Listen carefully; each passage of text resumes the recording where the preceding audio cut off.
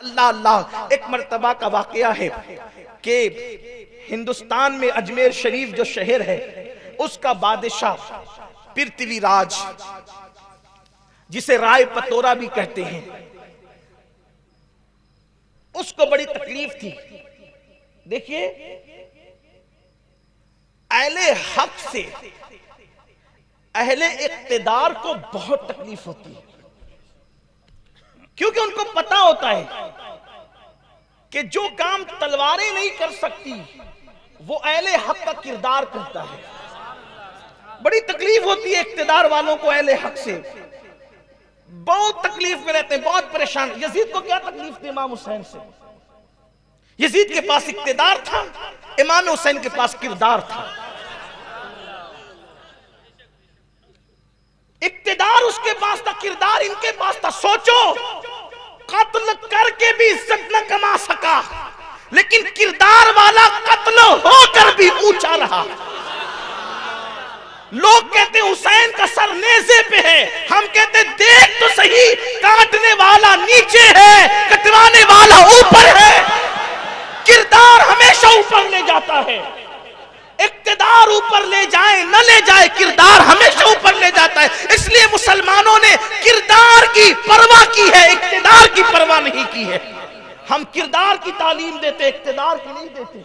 दो बात अर्ज करके बात आगे बढ़ेगी। पृथ्वीराज को बड़ी तकलीफ थी, राय पतोरा को। एक जवान को बुलाया और वो राजपूत बहादुर जवान से कहा, ये फकीर ने नाक में दम कर रखा है, हर दिन कोई ना कोई इसके हाथ पर इस्लाम कबूल करता है, इसकी तालीम को सुनता है, इसके करीब हो जाता है। एक काम करो, अगर तुम इसको कत्ल करने में कामयाब हो गए, इसको कत्ल करने में कामयाब हो गए, अपनी आधी सल्तनत तुम्हें दे दूंगा, अपनी आधी हुकूमत तुम्हें दे दूंगा। आधी हुकूमत किसको नहीं चाहिए? चंद पैसों के एवज लोग किसी को कत्ल करते हैं, वो तो आधी हुकूमत थी, आधी हुकूमत। और राय पतोरा कोई छोटा मोटा आदमी नहीं था, अखंड भारत का सम्राट था, सम्राट। हिंदुस्तान के राजे महाराजे उसके पास आकर के बात गुजारी करते थे, उसके पास आकर के जो है वो खिराज पेश करते थे, और उसके पास जाकर के जो है वो खिराजे वो वसूल करता था, और वो लोगों से दौलत वसूल करता था। हिंदुस्तान की छोटी छोटी रियासतों के बादशाह उसके बाज गुजार थे, उसके मातहत थे, उसके हाथ के नीचे थे। राय पतोरा ने कहा, आधी हुकूमत तुम्हारी, अगर इस फकीर को कत्ल कर दो। उस शख्स ने खंजर को जहर में बुझाया, और खंजर जहर में बुझाने के बाद उसने कमर में बांधा, और कमर में बांधने के बाद हिंदुस्तान का जो कदीम लिबास है, पुराना लिबास, वो यहां से यूं आता है कमर तक, और फिर आकर के वो फैल जाता है घेर की शक्ल में। ये मर्द लोग उस जमाने में पहनते थे। अगर आपने पुराने दौर की तस्वीरें देखी होगी हिंदुस्तानी तहजीब की, गंगा जमनी तहजीब की, वो पुरानी, तो आपको वो कपड़े नजर आएंगे। नीचे चुस्ती होती थी, बहुत तंग पाजामा, और ऊपर की तरफ वो यहां से यूं आकर के घेर में, यानी कमर में। अगर कोई चीज, ये बता इसलिए रहा हूं, यही तो बात है।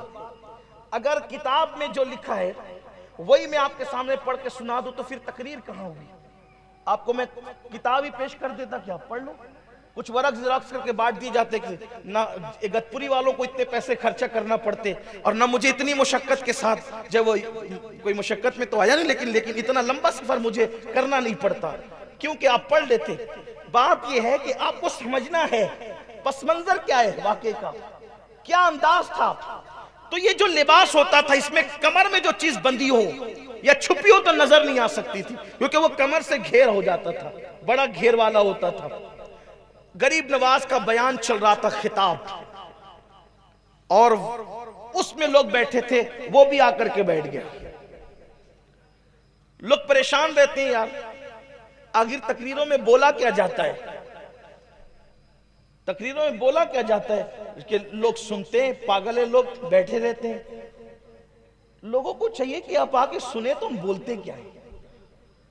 1400 साल से लोगों को यही गलत फहमी है कि मुसलमानों की महफिल में बोला क्या जाता है, आप आके सुने तो क्या बोला जाता है।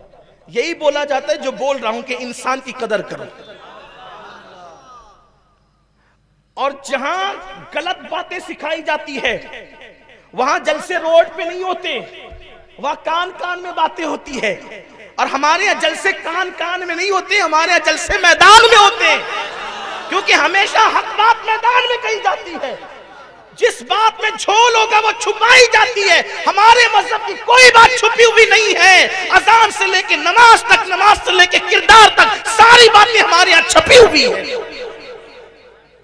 सरकार गरीब नवाज एक दरख्त के नीचे बैठ करके बयान कर रहे हैं, खिताब फरमा रहे हैं, और कितनी तासीर होगी ना उस जबान में, जिस जबान ने कभी झूठ नहीं बोला। उस जबान में कितनी तासीर होगी जिसने कभी हराम लुक्मा नहीं खाया। उस जबान में कितनी तासीर होगी जिस जबान की पर अल्लाह के जिक्र के सिवा कभी किसी की गिबत नहीं आई, कभी किसी की चुगली नहीं, कभी किसी के साथ हसद के जुमले नहीं, कभी गाली गलौच नहीं। कैसी वो पाकीज़ा और पाक जबान थी। आप खिताब फरमा रहे थे, वहां अल्फाज की हेरा फेरी नहीं थी, वहां अदीबाना और खिताबाना रंग नहीं था, बल्कि वहां दुर्वेशाना और फकीराना अल्लाह का रंगली हुए अंदाज था। गुफ्तगू हो रही थी, लोगों की सिस्कियां बन रही थी, लोगों की जिंदगियां तब्दील हो रही थी। ऐसे में गुफ्तगू होती रही, लोग सुनते रहे, अपनी मुराद पाते रहे और जाते रहे। जब महफिल खत्म हो गई, लोग मिल मिल करके जाने लगे, तो सरकार गरीब नवाज ने उस शख्स से जो कमर में खंजर छुपा करके आया था, आपने उसकी तरफ से रुख फेर कर दूसरों की तरफ मुखातब होकर कहा कि भाई जो जिस मकसद के लिए आया था सबका मकसद पूरा हो गया। अब अगर किसी का कोई मकसद बाकी हो तो वो अपना मकसद भी पूरा कर ले। इसलिए कि हर बंदा महफिल में तकरीर सुनने तो नहीं आता ना। कुछ कमर में खंजर लेकर आते हैं, कुछ दिल में खंजर लेकर आते हैं, कुछ आंखों में खंजर लेकर आते हैं। मकसद पूरा कर लो जिसको करना है। लोगों ने बातें की, बात खत्म हो गई। फिर जब देर और गुजरी, कुछ लोग और खत्म हो गए और चले गए, सरकार गरीब नवाज ने फिर डायरेक्ट उससे मुखातब हो गए। मैं कह रहा हूं कि सबके मकासद पूरे हो गए, जो जो मुराद लेके आया था उसकी मुराद पूरी हो गई, आप भी अपनी मुराद पूरी कर ले। अंदाज देखे गुफ्तगू।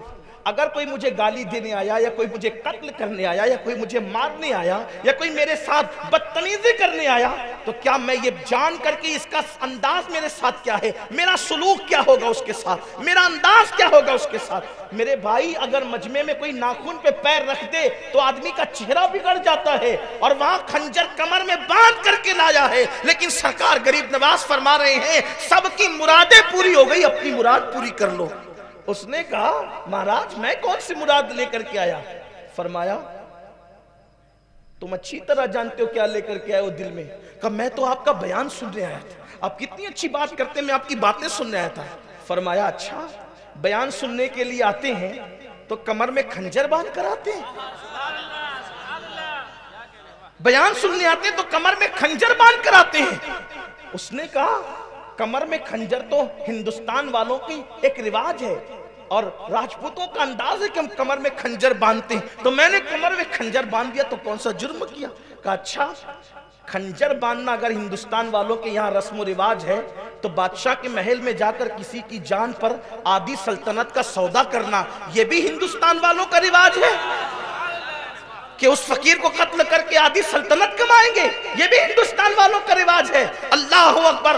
उसने सोचा कि ये गुफ्तगू तो बादशाह की और मेरे दरमियान है, और किसी को नहीं पता थी ये फकीर दरख्त के नीचे बैठ करके मेरे कमर का खंजर भी जानता है, महल की बात भी जानता है, मेरे दिल के जज्बात भी जानता है। उसने खंजर सामने रखा और कहा कि मुझे माफ करना, और आप किसी को हुक्म दे कि वो मुझे कत्ल कर दे। मैं बहुत महान, बड़े अजीम इंसान को कत्ल करने के इरादे से आया था, अब मेरी सजा ये है कि मुझे कत्ल कर दिया जाए। सरकार गरीब नवाज ने फरमाया, वल्लाह हम मारने नहीं आए हैं, हम लोगों को जिंदगियां देने के लिए आए हैं, हम लोगों को जिलाने आए हैं। याद रखना, आज के बाद ऐसी गलती न करना, जाओ यहां से, मैंने तुम्हें माफ किया। उसने कदम पकड़ लिए, चरणों में गिर गया, कहा कि ऐसा महान आदमी जो जान के दुश्मनों को माफ करता हो, अब उसको छोड़ के कहां जाऊंगा। मैं भी आपके हाथों पे कलेमा पढ़ के मुसलमान होना चाहता हूं।